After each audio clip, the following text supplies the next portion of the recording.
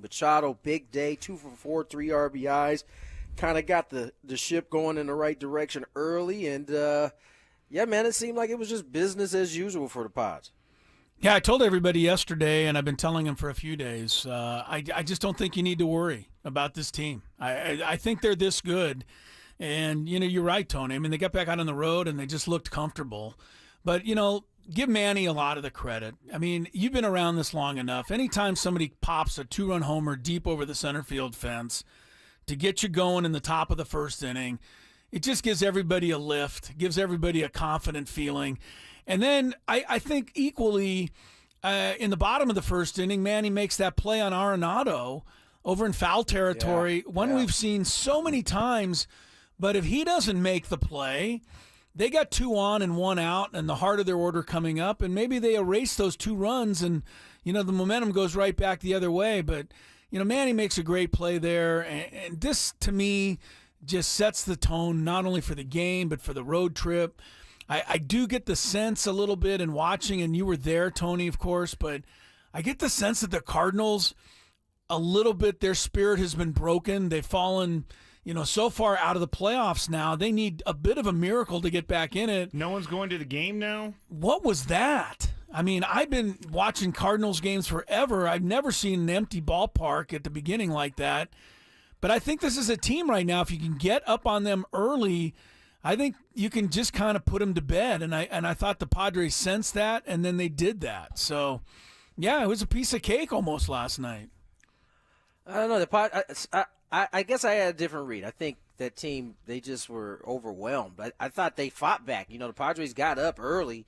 They came right back and tied it. And so it didn't seem as though they were just rolling over. I just think once the Padres kind of hit them with the onslaught, then they kind of folded up. So, I think that team is young enough to where, you never know. They're gonna keep fighting at least a little bit. But the Padres are just better. I think that's really right. What it boils down to. The Padres are a better team than a lot of the teams they're playing right now. And that's not to sound like over-the-top brash about this team, but I think so often because we get to see them every day, we tend to see the flaws in them. But the bottom line is they're better than a lot of the teams that they are matching up against, especially in the second half. They are playing better. They are executing better. They're just doing everything better, quite frankly. And yesterday, it didn't go over my head that, Padres were up 4. Mike Shildt didn't mess around in that game. He went ahead and got it. Suarez came on in there, and although he gave up one, he still came in there to get that win. And so Padres, they're doing their thing, man. They're doing their thing.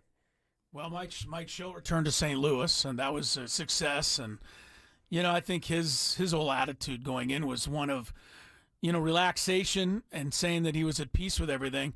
I think one of the big reasons why he's at peace with everything is because of the way the guys are playing. And, no doubt. He's sending a good team out there. And you talked about you don't want to sound brash, et cetera.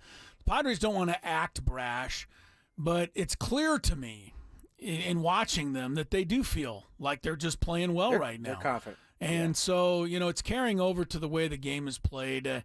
When somebody doesn't get the job done, and I think yesterday was bases loaded, 1 out, and Bogarts, I forget, he popped up. No, he hit the dribbler. Right, he hit the dribbler. Catcher gets the force at home. So now bases loaded, 2 outs. You could end up with nothing. And here comes, who else? Jimmy Jackson Merrill. And Jimmy Jackson. it's Tony's new nickname, but Jimmy Jackson line shot to left field, and you talk about a blow. I mean, that's 2-1 to 4-1 with a 2-out hit. He ends up with 3 more RBIs. This guy, and on it goes. The beat goes on. So, if somebody doesn't do it right now, somebody else is confident that they'll pick it up. And we've been talking about this during the whole run. They're 25-8 now. This has been going for 33 games. This is a really long stretch. This is well over a month. We're looking at 5 weeks of playing this kind of baseball. You said it yesterday, Tony. Very hard to sustain this for this long. You can win 12 out of 16. Maybe that's a couple of weeks. You can win, 9 out of 11. You don't see 25-8 very often. But that's the kind of beauty of this team right now. They're hot, and they know it. Yeah, no, they know it. I just, you bring up Jimmy Jackson Merrill. This guy is just as cold as ice, man. He came up in that spot, hit the hole on the left side, the 5-5 hole on the line. He just is he's fun to watch, man. He's fun to watch, and he just keeps going. He ain't the thing I love about it. I think I've said this before. He ain't paying attention to none of, or at least he might be paying attention. He ain't letting none of this outside noise affect him at all. He is just playing the game the way it's supposed to be played, bringing some energy every game.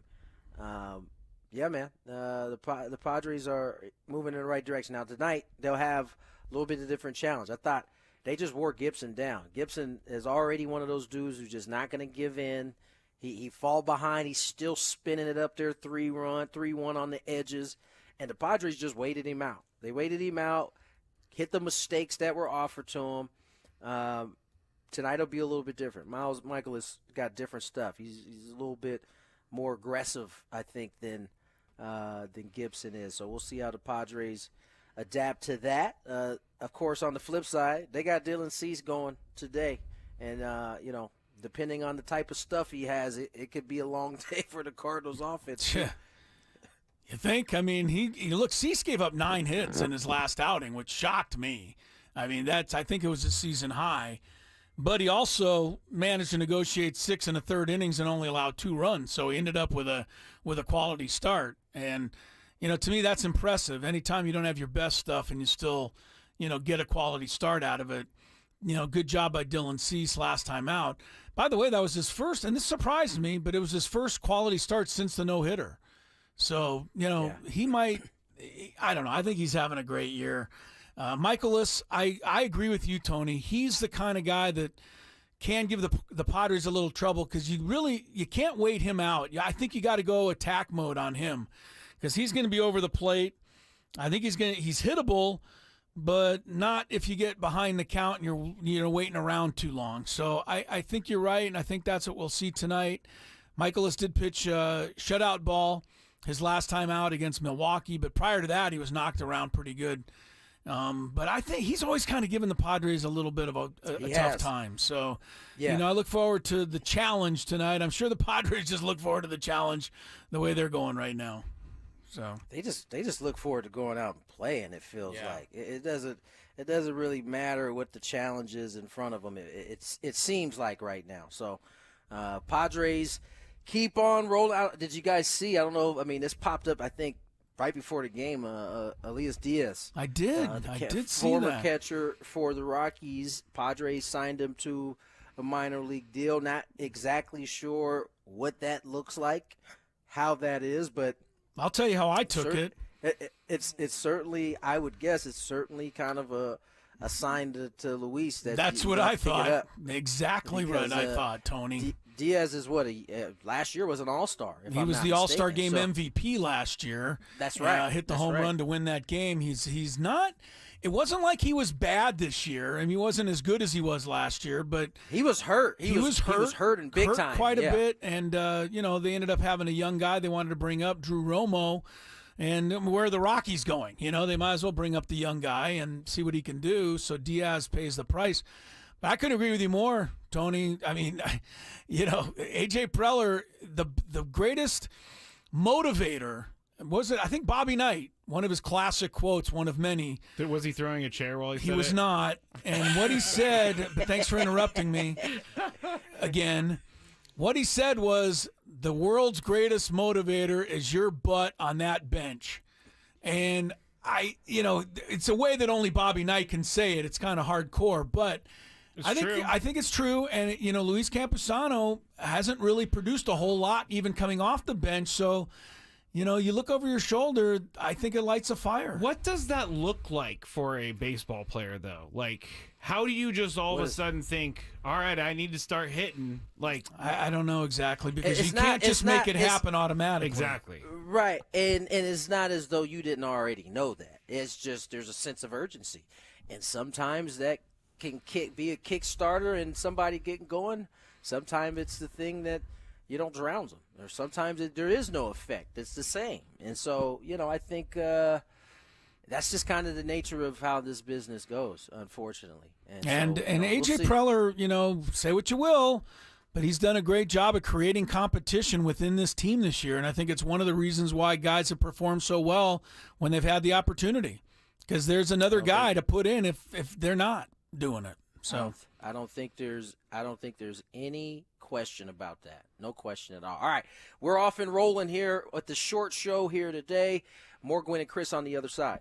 if you'd like to sample the delicious food and flavors of the Mediterranean, visit Spiro's. Chris Ello here. Whether you order traditional gyro on pita or one of their kebab platters, you are not going to leave hungry when you eat at Spiro's Mediterranean cuisine. Generous portions that are as tasty as it gets. You'll find Spiro's in Coronado at Ferry Landing and in downtown La Jolla. Delicious, easygoing, and totally family-friendly. For dining, takeout, and catering options, visit spiroscuisine.com. I was a 10-year-old boy holding the flashlight for my dad while he worked on an air conditioner for a customer. His name was Duncan Goodrich. He didn't talk much, but there's a certain kind of magic that happens when a son holds the flashlight for his father. Dad talked to me while he worked. That was the first night I held the flashlight for my dad, but it wouldn't be the last. I realized that every time he handed me that flashlight, he was passing the torch. For all your HVAC and plumbing needs, visit us at Gettle.com. Goettl. We'll keep you cool, but it's hard to spell.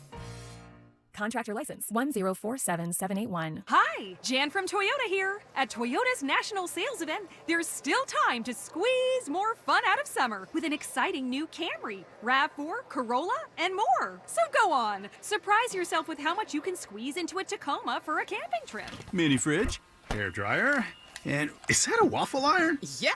Wait, do bears like waffles? Squeeze your extended family into a Highlander for a family reunion. All right, everybody in. Tammy, Teddy, Toady, Tommy, Toby, Terry. Wait, where's Rex? Off-road into tundra to squeeze in between some boulders. Or stop for some fresh squeezed lemonade in a Prius. Wow, that looks delicious. How much do I owe ya? $15. I also accept crypto. Okay, now that's a squeeze. Dealer inventory may vary. See your participant.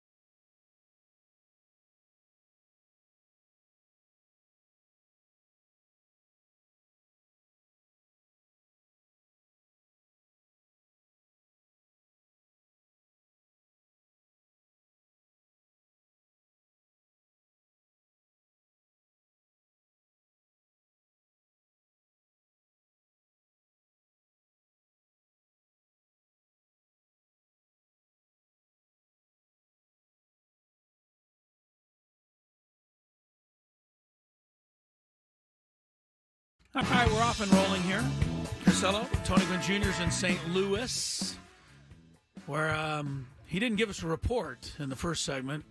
Tony's running around here. He'll be back for the Big Five in about 10 minutes. But he didn't get us a weather report, but I heard it was hotter and stickier today than it was yesterday. Where'd you hear that from? I thought it was you who told me that. Weatherman Scraby over here. I thought that's what was you. Yeah, it was. It was. So Let me look at the real which feel is right pretty, now. I must admit to everybody out there, it's pretty rare that I go on record with you as my only source. That's not very nice. But I just did that. It's not very nice. The real feel right now for... What's the story? It's 99 degrees. Ugh. And it feels like 108. Yeah, 108. I honestly, look, if you know who you are in San Diego, you're listening right now. You know who you are. Stop complaining about our weather. Really. Oh, I mean, we spend so much. I mean, look, my wife is right near the top of the list, so I'm not picking on anyone. What is she complaining about? I don't know. It's too hot. It's too cold. It's humid. It's windy. It's cloudy. It's always something. I mean, she grew up in Denver. I know. Denver this is has way worse better. weather. Yeah. Way better. She moved here because she didn't like living there. You know, It's all global of us, warming, Chris. We all complain about it though. In San Diego, we spend so much time, and it's like in St. Louis, it feels like it's 108. Ugh. God, who wants to play a game in those conditions today? I kept looking at the fans behind home plate last night, and all of them were like fanning themselves with whatever piece of paper they can get. That's what we were saying in the first segment. Where were the fans last night? I mean, this St. Louis is supposed to have the greatest fans in the history of the sport, which means they go, show up, live or die with this team. The stands were almost empty when that game started last night. They ended up with 28,000, which I still think is a pretty low total for the greatest fans in the history of the sport. Paid attendance. I'm saying, though, I mean, they didn't even have 28,000, exactly. I bet you. Exactly. I mean, we're getting 40 pretty regularly here at Petco. Realize the Padres are more in contention than the Cardinals. But still, I was surprised. I think the folks in St. Louis have pretty much given up the season on this team. And, Tony disagreed. That's he's there. So he's got a better feel than I do. But you and I saw the same thing last night. And I thought once Manny hit the home run, the Cardinals just kind of went through the motions the rest of the way. I thought we had them all night. I never felt much push from the Cardinals. They got some hits here and there, but I think that team, you get a couple ahead on them, and they're going to go away. They're done. Arenado's not even in the lineup tonight. He's taking a night off. He went 0 for 5 last night. Never hurts my feelings to see that.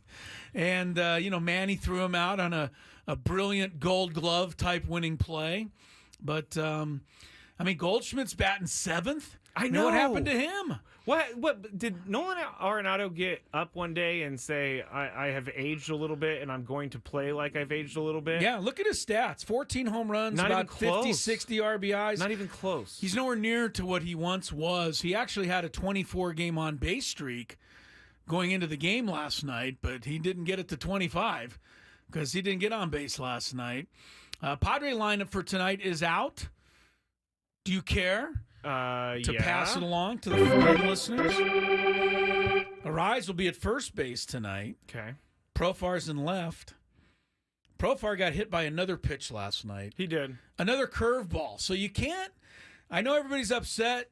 We got to do something. You can't retaliate when they're hitting you with curveballs. They might, even if they're hitting you on purpose, a curveball doesn't really hurt. So you just take your base. Profar laughs, gets up, and runs down to first base for like the 19th or 20th time this year. He leads the league. Although I will say the dive was a little dramatic. But I also don't have that ball actually coming at me. So yeah, right. Well, what happens is it kind of takes your legs out from under you. But you're right. It seemed like he augmented it a little bit. Cronenworth's DHing tonight. Manny's at third. Bogart's at second, Merrill's in center, Peralta's in right. Campusano's catching. Go back to him in a second. Mason McCoy, once again at shortstop. I don't think Kim's eligible to come off the injured list until this weekend. I I think. Did he get hurt? He got hurt on a Saturday. Let me look. Mike Shildt, he got hurt on a Sunday afternoon in Colorado, but I don't think he went on the injured list until. But I think they can. retroactive. Let me look. Maybe he's due to come off a little sooner than the weekend. Because Mike Shildt said he was going to be in St. Louis soon. Hey, look at this ESPN joining alert. the team. Hold on, Chris. I typed in injured list Padres. Yes. ESPN says Padre manager Mike Shildt said Monday on 97.3 The Fan. Oh, okay. That Kim is slated to join the club in St. Louis on Tuesday. Today's Tuesday. Yeah, but he went on the 10-day IL. August, it doesn't tell me. Doesn't tell you. No. It was Sunday. It was a couple of Sundays ago, so whenever that was. Sunday, 8/18. Okay. 8/18, so today's day 9. So tomorrow would be day 10. So he could come back off the IL. Well, Mason McCoy's, haven't really noticed him, which is probably a good thing. I mean, if you're filling in at shortstop in the major leagues, one of the nicest things somebody can say about you is, I haven't really noticed the guy. He hasn't hurt the team. No. Hasn't kicked any balls. He's made every play over there that he's needed to make. He's come through with a couple of hits here and there. So, thumbs up for him. Now, going back to Campusano, we talked about it in the open. I think the signing of Diaz, the former All-Star from the Rockies, it's got to be a direct message to Campusano, honestly. That's what I thought when I was like, why would they need another catcher? Yeah, well, because Campusano can't get a hit. I mean, he has been slumping. Campusano, I really like him. I like him more than most of you do out there. And a lot of people don't think he can field. I think he does a great job blocking balls. I think he calls a good game. He's gutty catcher, takes a beating back there, keeps on, hanging in. But that said, he's been in a slump since like the end of April. He hit 300-something in April. I remember that. He's at 220-something. Very rarely contributing at all. But then I go back to, what do they actually want out of their catcher position? Because coming into the year, it was Campusano, it was Higashioka. No one knew Kyle Higashioka was going to hit 15 home runs. So if they said they knew, they didn't. They're lying. If they must have come into the season thinking, all right, we're not going to get a lot out of our catcher position. But I disagree with you. I think they thought they were going to get 15 home runs or so out of Campusano. Okay, that could be true. I really believe that. Yeah, I think, believe that too. I think they came into the season and they thought Campusano would hit a good 260, maybe push 270 if he was lucky, and hit 15 to 20 home runs. He's got 8 home runs. He's hitting 230. And as I said, he was a whole lot better in April. At the end of April, Campusano was hitting, he was down to 278, but he was in the 300s for a while there. Anyway, I maybe either that or there's no other reason why they would have signed Diaz. There's none. There's no reason. Other than to put some pressure on Campusano for him to perform. Or carry. They're not going to carry 3 catchers. No. They need too many. They have too many bench did that pieces. 2 years ago. They did. You're right. And 2 of them never got off the bench once. I know. One of those guys was Campusano. It was, yeah. The other guy was our friend Alfaro. Remember when Nola played every single minute of every playoff game? I remember that. The other 2 guys never played. It was a weird dynamic. JW says on the chat, Campy just finished 162 career pro games, 17 homers, 76 RBIs. That's great. Give him more at-bats. Okay. I'm not disagreeing with anything. I'm a Campusano guy. But I see 1 home run this month. I saw 2 in July. I saw 1 in June. I haven't seen much. And I saw an 0 for 28 in there. It hasn't been great for Campusano. Higashioka's been the better option. Yes. And I think that Preller's not leaving any stone unturned. No. I mean, he's going to go ahead and, sign Diaz just in case. He's been so in the shadows this year, AJ Preller, that I think it is working. It's good for him. It's good because he needs to spend more time there. Because the team is playing better than ever. The team is assembled better than ever. I think AJ Preller, as we've said many times. Sorry to interrupt, but it feels like he's leaving everybody alone. Whether or not he is, I don't know. I'm not, behind the scenes. Yeah. But it seems like AJ Preller is letting the manager manage, the players play, the coaches coach, And it's working. Mm-hmm. Instead of Preller being in there every 2 seconds with a suggestion, which is what I, felt like was the case under Bob Melvin, or with Bob Melvin. Yeah, there was some frayed nerves there. There certainly was. The Astros, by the way, today picked up Jason Hayward, who was let go by the Dodgers a couple of days ago. So that is the landing place for Hayward, if you're wondering. All right, we'll take a quick break here, bottom of the hour. When we come back, we got another interesting Big Five for you. We'll get you caught up on everything else going on in sports. Short program today. A little after 3:30, we'll turn it back over to Sam Levitt for the pregame show. I'm shocked by this news because Scraby, after his pregame and postgame performance last night, is now a perfect 3-0. I would think that the Cardinals, I would think that the Padres front office would be calling the radio station demanding that you be on again tonight. I received a phone call last night from Eric Grupner, and he told me how great I was on the postgame show. I'm sure you got and a call. And he said, hey, yeah. if Sammy Lev loses his first game back, you're back in. You're in. So there's two people that the pressure is on today: Campusano and Sammy Levitt. I'm just joking. Eric Grupner did not call me and tell me that. Both looking over their shoulders as things go along here. Gwynn and Chris, 97.3 The Fan.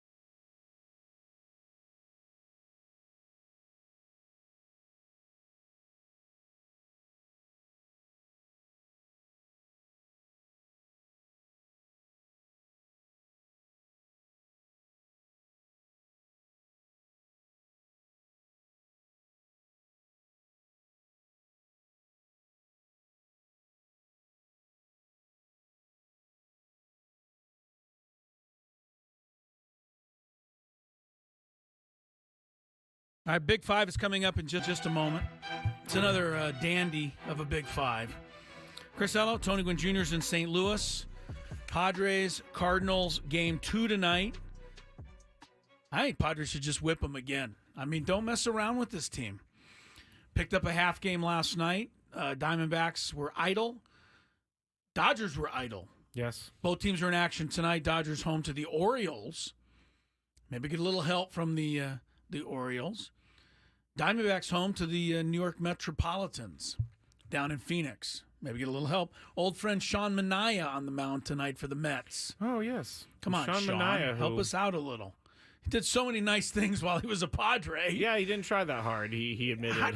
Did he really say that? I don't know the exact quote was that, but I think he said that he could have done more. He just didn't do much. Yeah, he wasn't very good. He's been a lot better with the Mets.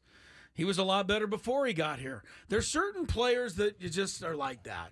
Yeah. Juan Soto at a different level, but that's what he is. He was great with the Nationals. He was all right here. He wasn't unbelievable, and now he's MVP caliber. Too bad Aaron Judge is on his team. Yeah, he's not going to even be MVP of his own team when they have the team banquet there. The pizza party after the year. That was my favorite part of T-ball. That was your favorite part of T-ball, the Little League. The pizza part. Everybody, yeah, Judge, Soto. I won the batting title one year, Chris, in my Garrett pizza Cole, party. Everybody, they're going to show up at Pizza Hut down there in the Bronx and enjoy a little pizza party. All right, let's get to today's Big Five. There's a lot to get to. I have to do this, though. First, yes, I'm sorry. You have to read something you've been telling me and reminding me, and I keep forgetting. This hour is brought to you by Floor & Decor. Unbeatable prices, unmatched in-stock selection. Floor & Decor has more styles of laminate, vinyl, tile, wood, and stone for anyone looking for the right look at the right price. Your next beautiful space is at Floor & Decor. Floor & Decor. Unbeatable prices, unmatched in-stock selection. Big Five.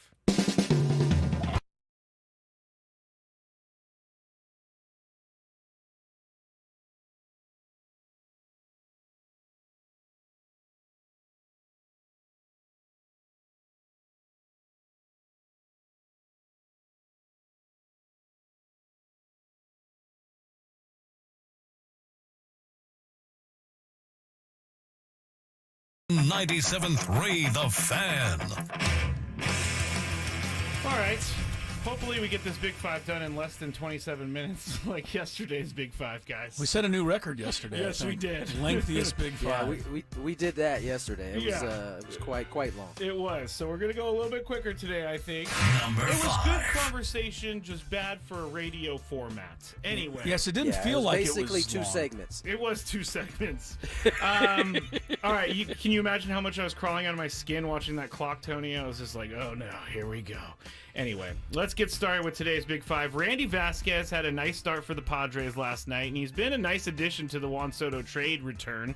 Now, Tony, with you, Darvish, coming back soon-ish, do you think Randy Vasquez would be good out of the bullpen? Yeah, maybe. Yeah, possibly. I mean, he pitched a little bit out of the bullpen at times this year. I'm not sure. That's a spot that you want to make sure you're not breaking in a guy there, and I'm not sure that he plays well as a reliever. The more I think about it, because in really all of his starts, he kind of gets off to a little bit of a slow start. As a reliever, you don't have that luxury, especially come playoff time. You're going to need to come in and be able to get guys immediately. So as I process that, I'm not sure he would be a good option out of the bullpen. He certainly had a great start last night, but he didn't really settle in until like the 4th. And so I think that might be a little bit of an issue if you try to move him to the pen. Yeah, I don't turn on my mic, Chris. Yeah, I don't think that there's going to be room for Randy Vasquez in the bullpen as long as everybody's healthy.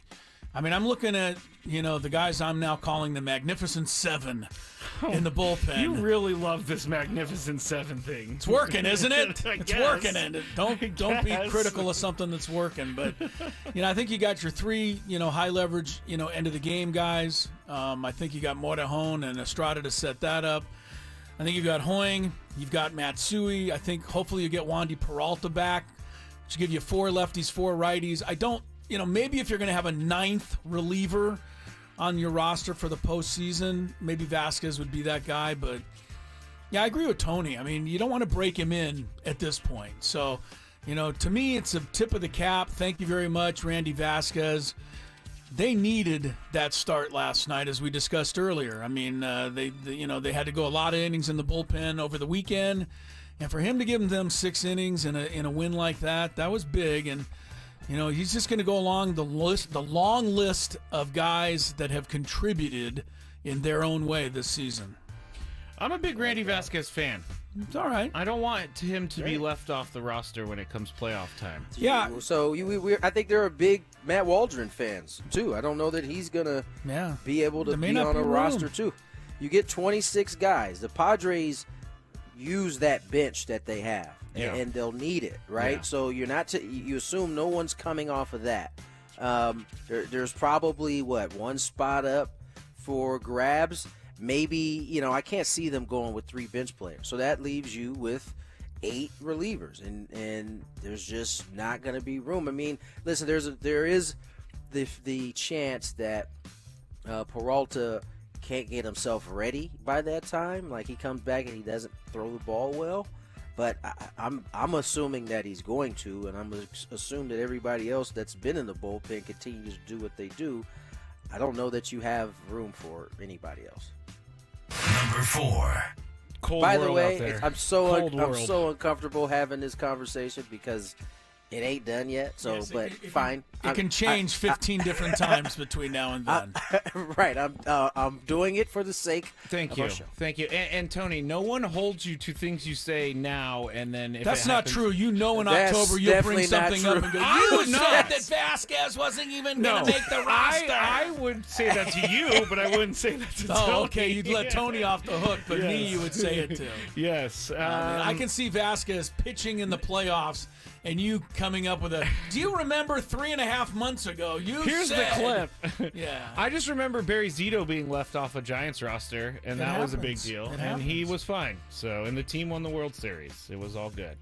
Number 4. NFL owners are expected to vote to change the league's ownership structure today. Say that 10 times fast. Allowing private equity firms to purchase limited stakes in NFL teams, according to Adam Schefter. The owners flew to Minnesota for a special session called by NFL Commissioner Roger Goodell, where they are expected to approve allowing the sale up to 10% of a stake in a franchise to a select number of private equity firms the league has vetted over the past few months.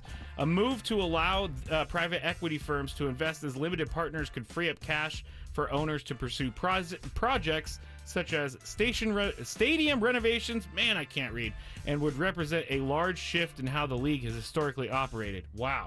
Chris, do you care about this at all? If you wanted a shorter Big 5 today, right? I cut that down from about 10 minutes to 5 minutes, Chris. Yeah, because I can answer this one in one word. Oh, I see where you're going with this. Ask me again. I'm nervous. Do you care about this at all? No. You should, but okay, I get it. No, I don't. I mean, they have so much money, and it sounds like they're just bringing in more people with more money. Don't give me the excuse of we're going to put money into the stadium when we know they're not going to do that. These are people out there that could be filling our potholes in San Diego. Oh, instead, they're no more pothole talk. Instead, they're taking equities and billion-dollar franchises. This is all way over my head. It's just rich people getting richer. That's right. So, yes, I'm going to go back to my original answer, no. All right, Tony, do you care about this at all? Not really. I hope that they end up doing exactly what they say they're going to do, which is free up money for renovations. And we'll know that if they're not asking us for it, the money to do it. Kansas City. So, I'm going to hold I'm going to take them at their word for now until they prove me otherwise, and they certainly have done that on many occasions. But outside of that, I really don't care. This should be great news, actually, Scraby, because with with all of this money coming in, they ought to be able to lower ticket prices, lower beer prices, hot dog prices, parking, and all of that, and not charge full boat for preseason games. But you know darn well the NFL owners aren't going to do any of that. No, they're going to raise the prices, of course. At least according to what Scraby read, and there certainly could be more.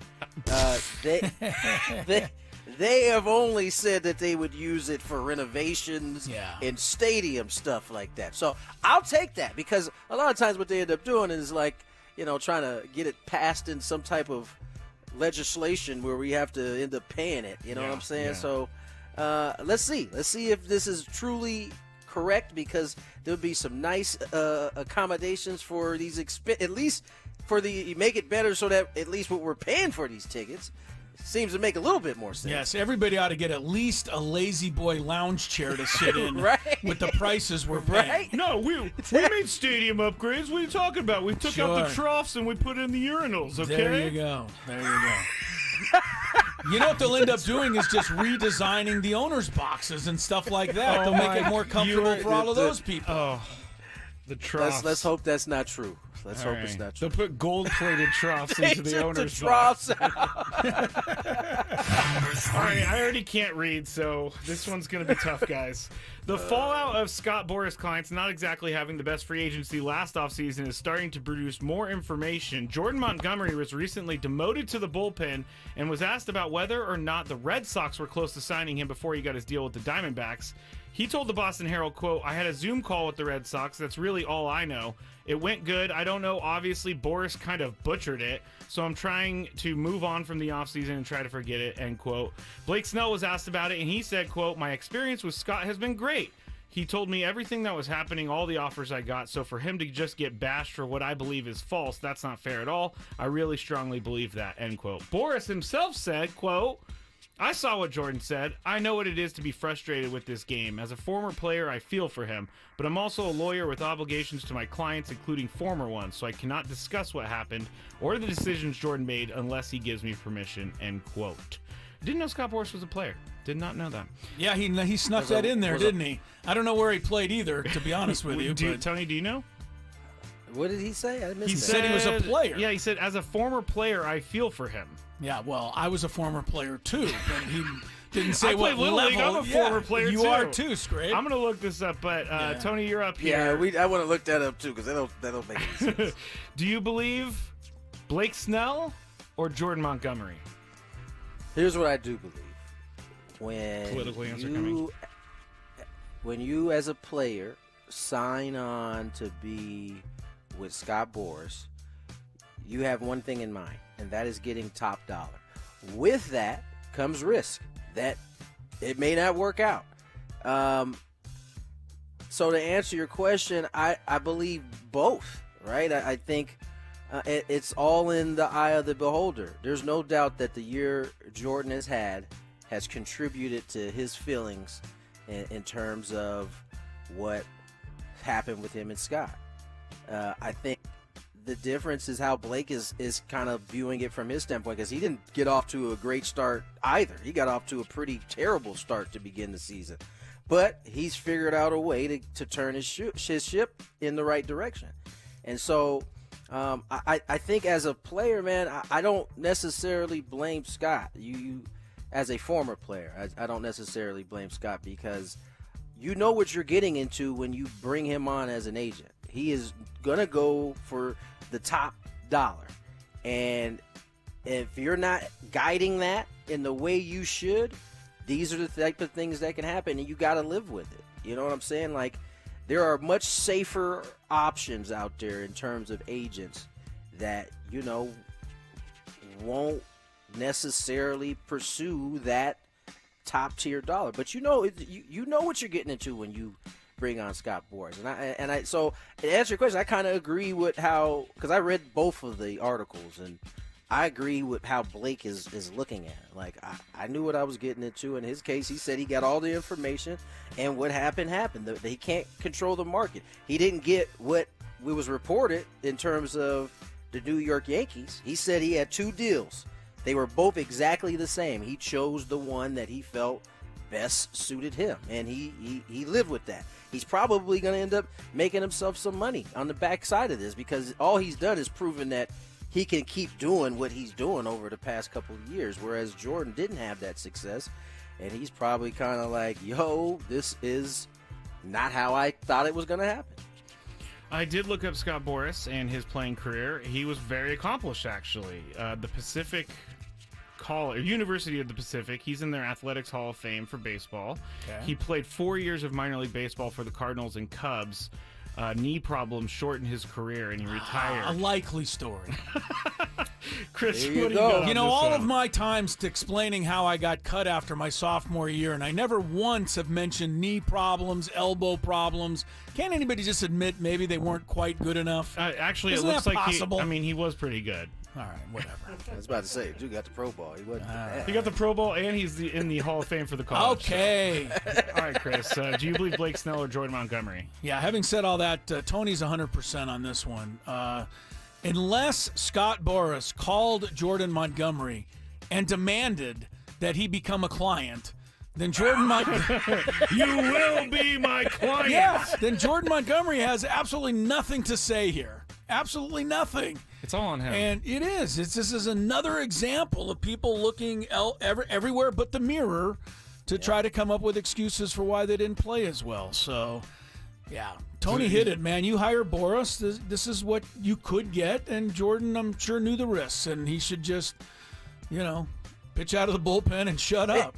Right, and listen, it doesn't mean that he's not clearly entitled to change courses in terms of who his representation was. The guy. And he did. But Well. and he did. But it's tough for me to feel bad when that is a risk when you sign with Scott, no doubt. Number 2. I saw an article titled, quote, Jets Aaron Rodgers looks old, rival coach says. Quote, he did not look good, end quote. And so, of course, I clicked to see what was going on. Here's what the rival head coach said to Mike Sando of The Athletic. He said, quote, you go back and you watch those first 4 plays before he got hurt. He did not look good, the coach said. He looks old. If they can't protect him and they can't run the football, it'll just be what you saw late stages in Green Bay. He became ineffective. I'm looking at what he is, not who he is, end quote. So I found this article very misleading. This is from an the title. active coach who said this? Apparently so. One Okay. rival Wowzers. head coach. One rival head coach. So this is a misleading article title because I thought he said that about this year, but no, he was talking about 4 plays from last year. Anyway, Chris, what kind of year do you think Aaron Rodgers has? I hope he has a terrible year, just because of the Miami he's connection. he's Yes, I would division. love to see him, struggle mightily, but I'm not convinced he's going to struggle mightily. I think the Jets have done. It's looks like on paper they've done a good job of putting weapons around him. I think it was kind of a freak thing to get injured on the 4th play of the season. It happened last year, 5th play. So, I look for Aaron Rodgers to be problematic. I don't see how he can be 2010 Super Bowl winning Aaron Rodgers anymore. That's a long time ago. But You haven't done ayahuasca. that's right. But That's right. that's true, and I'm not going to. But I do think he's going to be less than the greatest Aaron Rodgers. But I think you got to concern yourself. If you don't prepare to play Aaron Rodgers, he could slice and dice you. So, I think Mike McDaniels ought to take back what he just said there. I'm blaming you think him he's for the saying rival that. head Yes, coach? I think Wow. Mike's trying to That get was under good. try to get under his his He skin. is like a totally different person now since he moved to Miami. If you've seen those memes floating around. There you go. Tony, what kind of year do you think Aaron Rodgers has?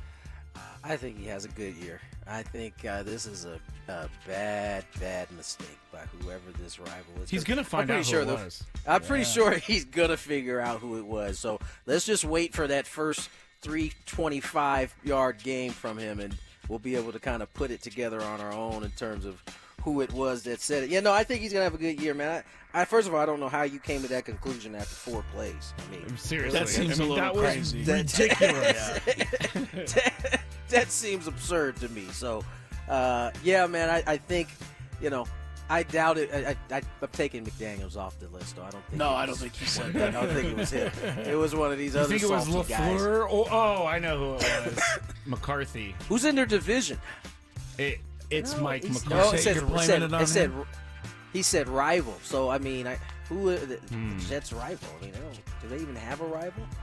I don't at think this so. point? I don't know. I don't know Maybe who the said Patriots this. or So. something? Either way, I don't think it was a wise decision. I think he has a good year. Number 1. I had a situation yesterday morning, and I didn't know what to do, so I need you guys to help me out with this. I'm acquaintances with a guy from the dog park, and we chat here and there, but yesterday on the dog walk, I saw him walking over, and we stopped to small talk a bit. But here's the issue. As I was trying to wrap up the small talk, he kept walking with me, and we ended up walking the whole way together. Now, dog walking is one of my happy places. Not because of the dogs, but I don't listen to any music. I don't listen to podcasts. I don't even bring my phone half the time. It's just to think about what crazy things I'm going to say on the show. I didn't get to do that yesterday, so that was terrible. But, Tony, you're up first. How do I get out of this next time? Oh.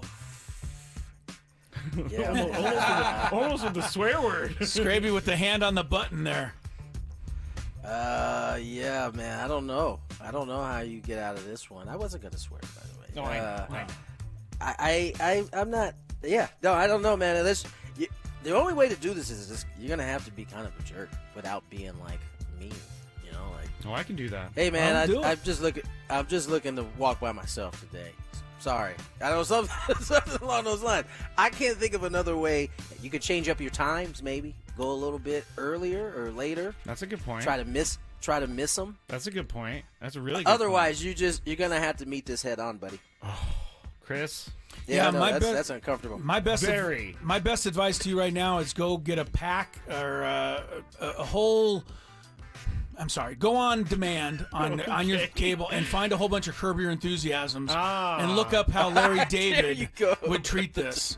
Because that's what you need. You need to channel a little Larry David now. A little bit like Larry David. That's your only hope. Okay, that's a good advice from both of you. I think so. Just give it the old stop and chats. Just sorry, I don't do them anymore. I was like, all right, come on, Lucky, come on, Kelly, come on, Corky, and the guy was like, oh, I'll walk with you. And I'm like, no. All right, that's a tough one. I gotta tell you, Larry David's your only savior. We got another half hour of Gwynn and Chris before we send it to Sam Levitt. He is back, so stick with us here on 97.3 The Fan. Hey, it's Ben Higgins. Car crashes happen on our San Diego roads.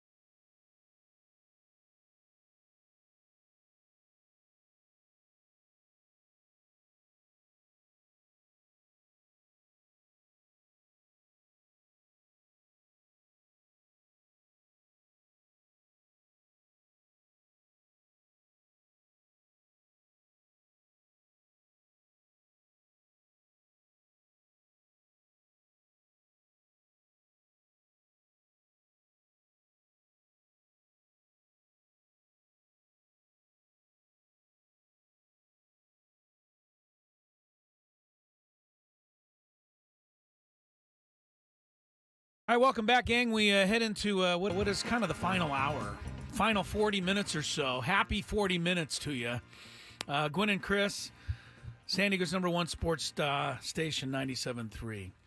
The Fan, Chris Ello here, Scraby alongside in the Odyssey Palace. We also should welcome into studio today, Scraby. Yes. Friend of ours, a friend of mine, has popped in here, Grant Jenick.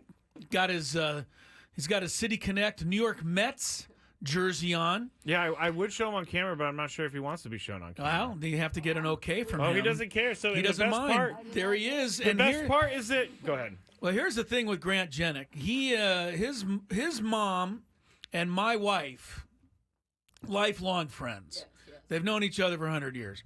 So Lori's friend is visiting, and Grant is with her on a trip. He's thinking about going to San Diego State, maybe, UCSD, USD. He's looking at all the campuses, so we're wishing him the best of luck. Now, my wife said he was going to come over, and he wanted to come into the studio today and hang out with us for a few hours. I said, well, if he doesn't mind being bored, he's welcome. And Way to sell it. I know. And so he wanted to come over, but here's what nobody told me, Scraby. That he would arrive at my front door wearing a Buffalo Bills hat. Oh, it's amazing. Can't believe I'm even talking to this kid. When you and Grant walked in and you called out the hat, this is what I did. You applauded him. Ovation. You applauded him. Anything to get at the Dolphins. Yeah, I know. Can't believe I'm being seen with anyone wearing a Buffalo Bills hat. And, you're taking great joy in this, Scraby. I am. But I want to know, if he walked in with a Seahawks hat, you probably would have booted him right out of the studio. And what did I tell you, Chris? I said the Seahawks aren't that good. So you don't worry about the Seahawks anymore. No, they're not the Legion of Boom anymore. No, they are not. But anyway, we welcome Grant in today.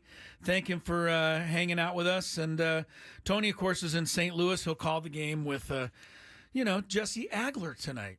Yes. It gets underway in about 40 minutes with Sam Levitt's pregame. I have a chat I want to get to before we get into the Daily Chat Gambit. question, I believe it is. Jed is chatting this. I'm sorry, Jed, you were trying to call in, but I was busy. He is asking this. Just wanted to ask Chris how all the Padres fans who are upset about selling the farm at the deadline were doing today.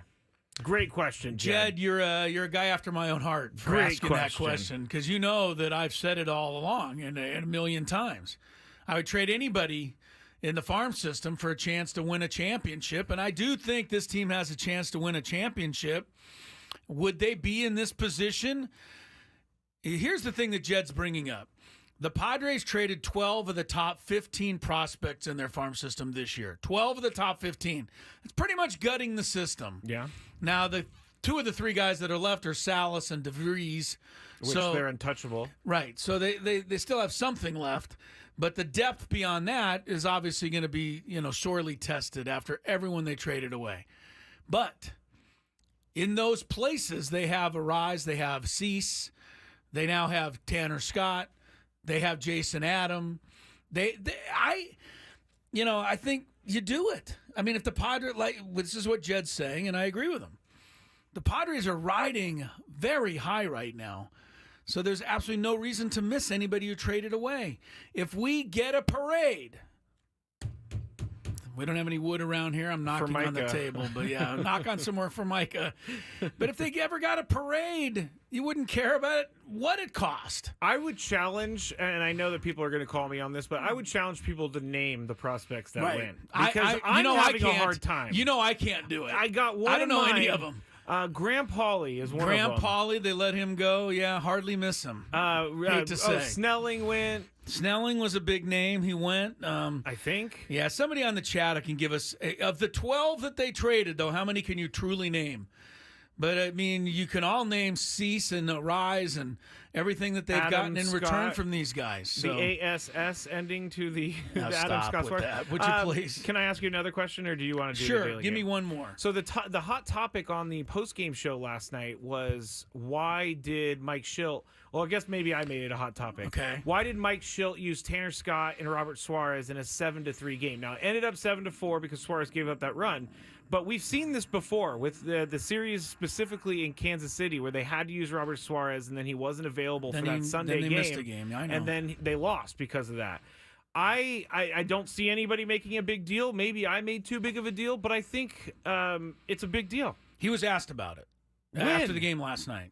We listened to it. Well, he was asked about it. I believe Kevin Acee asked him because there was a quote in Kevin Acee's article today referring to that exact question. And when Mike Schultz said, if you're up by 4 runs and you're playing on the road and you're starting a road trip like this, you get the game. You just get it. You get the game, you go get it. And I agree with it. That was his thinking. Now, here's where I agree. I see why you brought it up, because you don't normally bring your top 2 guys in with a 4-run lead. Yeah. But in this case, they did. Tanner Scott pitched the 8th, and Suarez pitched the 9th. But here's the difference from what happened in Kansas City earlier, when they used Suarez in a 4-run game, and then, after 2 or 3 games where they really needed him, then he had to rest and they couldn't use him. But now they have Jason Adam. They have Tanner Scott. So if it came down to it, and they get 2 or 3 save games in a row, and Suarez needs to maybe rest one, I have no problem putting Jason Adam in to close a game. No, or Tanner Scott. Or Scott, right. But Jason Adam, I would see him close a game. Because Jeremiah Estrada, for whatever reason, he has fallen out of favor. He hasn't been as effective. No, and he got sick. I feel bad for him because he got sick after COVID. He got COVID really bad. Got COVID, yeah. And then he got sick this year and lost a bunch of weight, and he just hasn't been the same guy. Look, Mike Schultz got so many options in that bullpen. He can afford to go ahead and get a game, as he said last night. I'm up 4. I'm winning this game. I'm not taking any chances, and so it was. But yeah, you're right, Scraby. There's a bit of a risk in doing what he did, because if they need Suarez tonight, I don't know that he's available.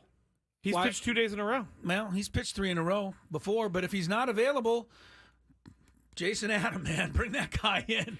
I mean, he's given up 1 hit basically since he's been here. Yeah, and just for the record, I agree with Mike Schilt to go get the win at this point in the season. I was just bringing it up because we had seen it before. It's a fair question. Fair question. All right. Here's a couple of other quick baseball notes that I wanted to throw at you. We'll do our daily gambit shortly. We talk about the Rookie of the Year award all the time. That's all we're like, we're hyper focused, addicted to, Jackson Merrill winning the Rookie of the Year. Jimmy Jackson Merrill, as Tony likes to call him now. But one race we don't talk about is Cy Young, really, in the National League. MVPs have been pretty determined, right? It's going to be Shohei, it's going to be Judge. I don't see how that can be any different. But here's something that was brought up, and I don't think it's the worst suggestion I've ever heard. For NL Cy Young Award, right now Chris Sale 14-3, 2.62. He would seem to be the guy. He's got a 1.02 whip. He's got the best WAR of any top-notch starting pitcher. I don't even want to hear that statistic. I know, me neither. Zach Wheeler has 12 wins. You going to go with Zach Wheeler? Dylan Cease has 12 wins. I mean, you could put him in there. Here's what was brought up, and I don't think it's the worst thing I've ever heard. How about relief pitchers winning the Cy Young this year in both leagues? Raisel Iglesias of the Braves just finished off a streak of 33 batters in a row. His ERA is 1.39, Scraby. Mm-hmm. He's got a whip of 0.6. He's got 28 saves. He's probably the main reason why the Braves are still remotely hanging on to that last wild card. Iglesias, to me, could be a Cy Young candidate. In the American League, there's a lot stronger Cy Young candidate who's a reliever, and that's Emmanuel Clase of Cleveland. This guy, in 61 innings this year, has allowed 4 runs. That's it. Did he blow a save against the Padres? I don't remember, honestly. Look it up. But his whip is a little higher than Iglesias, 0.67. Those two might be the best pitchers in their respective leagues this year. It'll be interesting to see. Relief pitchers have won Cy Young awards before. It's not impossible. Mark Davis, the Padres, won one in 1989. Left-handed reliever. It can happen. So it might be something to think about, because I don't think any of the starting pitchers have really stood out to the point where you think, I got to give them the Cy Young Award. Just something to think about. One other thing to think about. He didn't, by the way, blow a Clase save. did not blow but against he came in late, and they were already down. So. Okay. Clase has been pretty unhittable, right? I remember talking to Mandy Bell who covers the Guardians was saying he's been unreal this year. Well, 4 hits, or 4 runs the whole year. Come on, that's got to be considered. It's got to be considered. Here's one more guy that ought to win an award. Kansas City manager, whoever he is. Thank you. I don't know.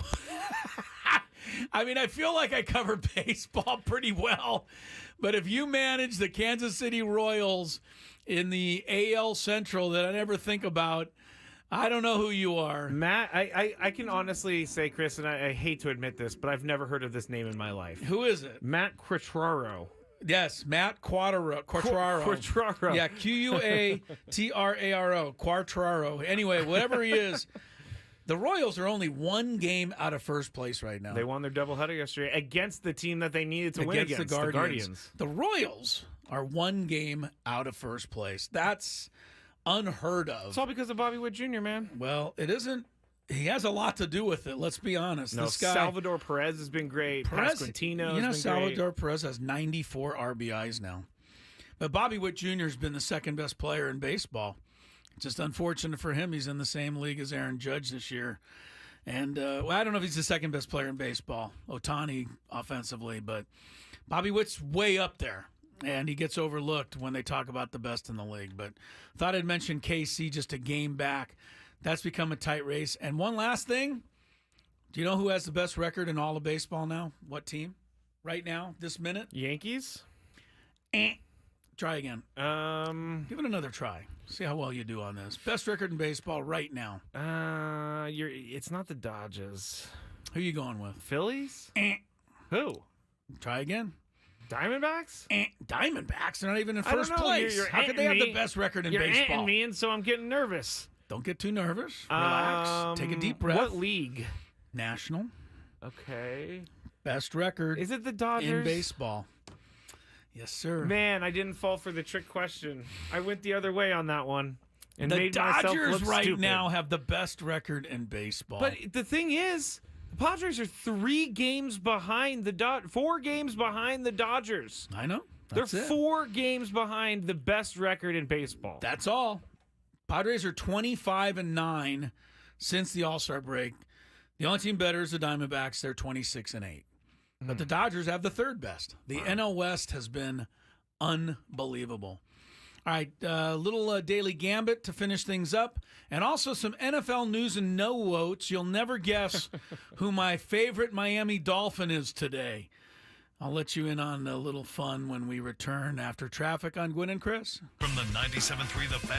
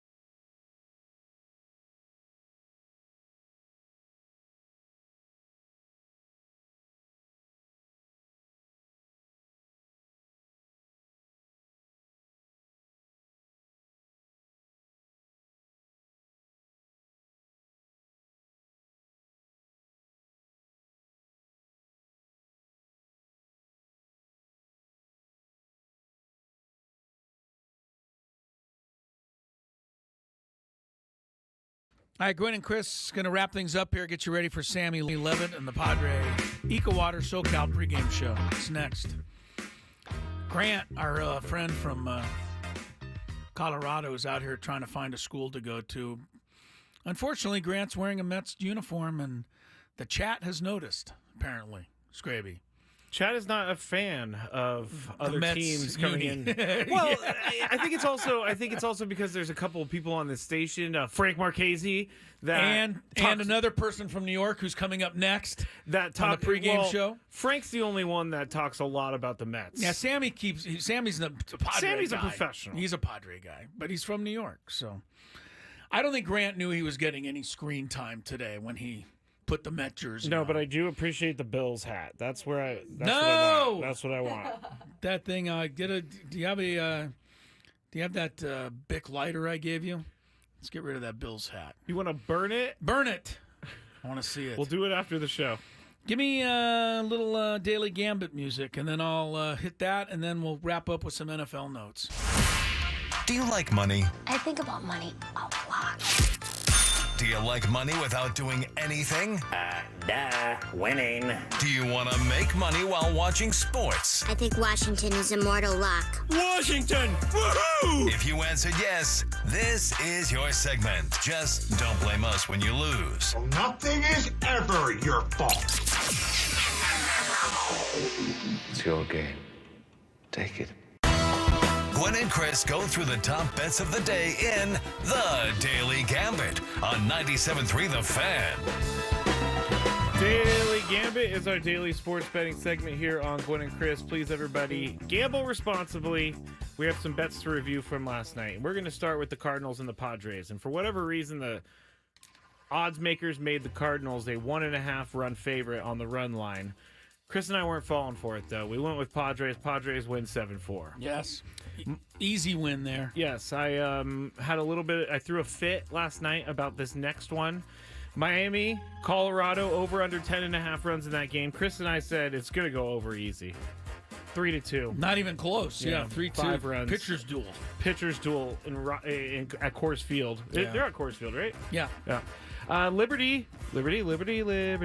6-point favorites over Phoenix last night in the WNBA. You chose the Liberty. I chose the Phoenix, and you would be correct. Liberty won by 14, 84-70. Nobody can stop the Liberty now. No. 26-5. Brianna Stewart and Brittany Griner. Who would score more points in that game? You went with Brittany Griner. I went with Stewart.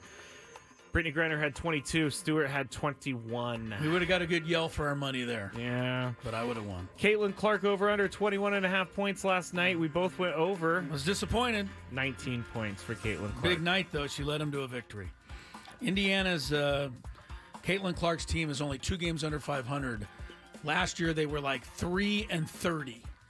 I mean, people don't want to recognize that she's really done well. Yes, she has. It's really... Like you said We're yesterday. a hating society for some reason. We hate on Angel Reese. We hate on Caitlin Clark. All these kids are doing is great things for their sport. Yeah, you said it yesterday. She took maybe a month to figure out the WNBA game, but she's looking like she's fitting right in. She's done so well. All right, some games tonight. Padres Cardinals 8 runs over under. Strabe, you started us off. You're 1-4 last night. You stunk. So wait, 8 runs? 8 runs tonight. What do you think? Over, under. Last night it was 11 runs last night. I don't have a great feeling for a lot of runs being scored tonight. Although it is hotter than it was yesterday. Okay. What are you doing? Under. Under, he says. 7 runs. Cease is pitching, so I'll say under also. How about that? All right. Shuts them out. All right. Padres win 7-0 again. Dodgers are 1.5 over Baltimore. I have 2 words to say there. Go O's. I'll take the O's. Wait, who's the other team? The Dodgers. Oh, they're favored by 1.5 at Dodger Stadium. Trader, you going to take the Dodgers? I'm not an Adley Jack Rutschman Flaherty guy on the anymore. mound tonight for the Dodgers. I can't. I'm just going to go Orioles. Attaboy. Phillies Astros tonight. This is a good one. Aaron Nola matches up against Justin Verlander. Who will have more strikeouts? Nola or Verlander? Is this Verlander's second start? I think so. Okay. I'm going to go with Nola just because he's been doing it all year. He's been all year. I'll take Verlander. It's not a bad person to take. No, he's been known to strike some people out. But it's like, when is he finally going to fall off? Verlander? What is he, 40? He's got to be. One? Let me see. He's getting up there. He is 41. Leading the National League in innings pitched is Logan Webb of the Giants. So tonight, will he go over or under 6 1/3 innings at Milwaukee? At Milwaukee. I'll say under. I think Webb is really much better at home. He's capable on the road, but I think he's more likely to pitch about 6 and get out of there tonight. I'll say under. If he was at home, I go over, but yeah, you're right, under. Under on the road. Las Vegas Aces at Dallas tonight. Vegas by 10. Vegas by 10. Dallas is one of the bottom feeder teams. Las Vegas is 2-time defending champion, but they're not that great this year. They year. haven't been unbelievable this year. No, that's right. I'm going to go with Dallas. You got it. Dallas plus 10. I'll take the Aces. They got to start waking up with the playoffs coming around the corner. Speaking of waking up, Asia Wilson. Vegas may not be having a year, but Asia Wilson is extending on her lead as the greatest player in women's professional basketball. She's like a lock to win MVP. And her over-under tonight is 26.5 points. That seems like way too many. I think she probably averages that. I'll take it. I'll take her over. I'm saying that they know something to rake her so high. I'm going to say over. under. You're going to go under. Yeah. I got one more. U.S. Open tennis is underway. Scrape. Oh. I know you love these. I do. Carlos Alcaraz on the men's side has won back-to-back the French Open and Wimbledon. He kicks off his run at the U.S. Open tonight against Li Tu. That's L-I and then T-U. Li Tu. Okay. That is his opponent. Alcaraz is favored by 10.5 games. Best of 5. So if he won 6-3, 6-3, 6-3, he wouldn't quite make it. He's got to beat him by better than that. That's a lot of games, but I'm making you go first. I'm going to go first. I don't know much about Li Tu. So, under the lights, New York, a lot of pressure. Alcaraz by more than 10.5. How about you? I just want to take the underdog. Take a shot on Li Tu? No, I'm going to go with Alcaraz. You could. I don't know any first time I've ever heard this person's name. I've never heard it either. So I'm going to go with the guy I've heard of. Yeah, I am too. All right, there's our picks for tonight. We'll see tomorrow how we go. By the way, tomorrow, same time. We're on at 2 o'clock again till about 3:45 tomorrow. Padres Game 3, the Cardinals will be at the same time. Here's a couple of NFL notes. If I can get some music to close out the show today, I'd really appreciate it. This I put under the category of duh. Odell Beckham Jr. Goes on the PUP list. Aww. Physically unable to perform. He'll miss at least the first 4 games this year for the Miami Dolphins. Scraby, did I not say that the Dolphins, God love my own team, but how stupid they were for falling for this and paying even $1 to OBJ, who now won't even be on the field. And Chris, I co-signed with you. You agreed with me on idea. that one. I mean, Odell Beckham Jr. has been a good player, but he's I feel not like anymore. He's not even a good player anymore. What are you doing? I think Tyreek Hill got him this job. I don't know. Because I can't see a team seeing what he did last year and being like, I need him. He's a shiny object, but that's all he is. When you when you put him under the microscope, the shine comes off. He's not worth anything. Dolphins got exactly what they deserved there. Bengals do expect newly signed or in-camp hold-in, whatever they call him, Jamar Chase, to play in the opener. So that's good news for Bengals fans. Doesn't that kind of take the power? Doesn't it kind of take away his stance? Power? Yes. Yeah. Of like, I'm not playing until I get a contract. Only okay, I'm going to play. All right, fine, I'll play. Only I'm going to play. Kansas City Chiefs finally said that's it. After all of this time, they brought him back and forth. They've stuck with him through drop passes and offside penalties. Oh, man, you remember that? Yeah, Kadarius Toney's finally been cut by the Kansas City Chiefs. Of course, he had a big punt return to help him win the Super Bowl 2 years ago. Oh, yeah, it wasn't against my team, thankfully. Mecole Hardman is going to make the roster. He's the one that caught the final pass from the guy. You mean the guy who quit year. on his team, the Jets, and gave the Eagles the playbook before their game? Yeah, that guy. Oh, wow. You never heard that? Hardcore. Well, I mean, he cried his way back onto the Chiefs and gave. Did Juju Smith-Schuster do that too? No, he's back on the Chiefs also. The Chiefs. Chiefs just collect everybody that's lying around. I don't see a good season for them, and the reason I say that is because I feel like they've never had this many off the field off-season stories before. Yeah. But Patrick Mahomes is really good. Until I see something different, it's pretty hard to say they're not going to do well. I'm with you on that, Chris. Remember this great quarterback, young quarterback who's going to take over the world? Desmond Ridder. Oh, yeah. Yeah, he's been cut as well. Oh, no. See you later.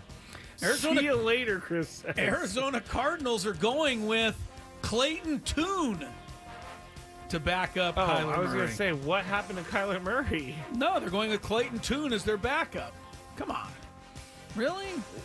We saw him last year. How bad has Desmond Ridder gotten? Allen Robinson, he used to be a good wide receiver. I think he spent a lot of time on my fantasy bench. I can't believe he's still in the league. No, he's not anymore. He was cut by the Giants today. Oh, okay. I was like, man. It was cut down day. I'm trying to give you some of the bigger names that were let go. I think this may be the first time or the second time that they are cutting. They don't cut the rosters throughout the preseason. They just all of a sudden have to cut to 53 today. Right, not everybody cut today, but some teams did. The Cleveland Browns, final story. They have decided to keep, count them, 4 quarterbacks on their roster. I don't know what they plan to do in terms of offensive style this year, but Tyler Huntley, Dorian Thompson-Robinson, Jameis Winston, and who could forget that other slime ball who's their quarterback. Does that tell you that they're not confident in Deshaun Watson? Maybe. I don't know what the Browns are doing. All right, thank you, Scraby. Well done. Tony Gwynn Jr. in St. Louis. Those of you checking in with us, we'll be back tomorrow at 2. Stay tuned. Sam Levitt's Eco Water SoCal pregame show follows. Then Padres Cardinals. Wait. Yes. Did you play the music too early? We have an extra 5 minutes.